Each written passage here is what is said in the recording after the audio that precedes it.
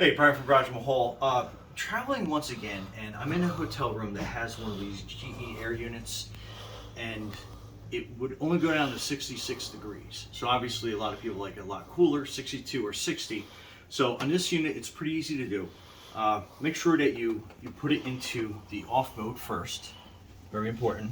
And then here we have kind of like a bench, so this kind of prevents anybody from sitting on it, but you can take your cover off from that side, and my cameraman will have me on that side.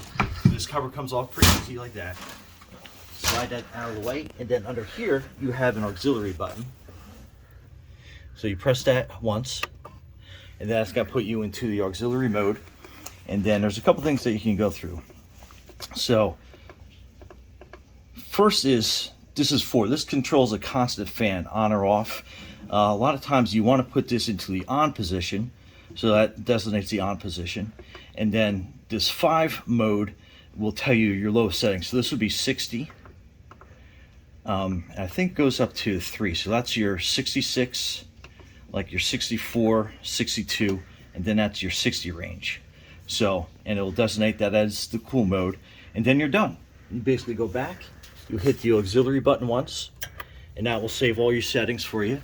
And then you basically just go back into your mode, cool, and now it goes down to 60, so you can go up to 66 or down to 60.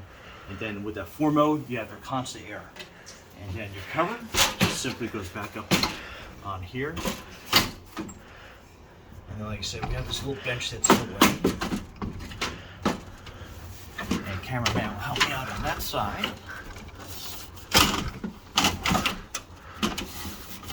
And like I said, with this bench in a way, it makes it a little more difficult, but we angle it up and then down.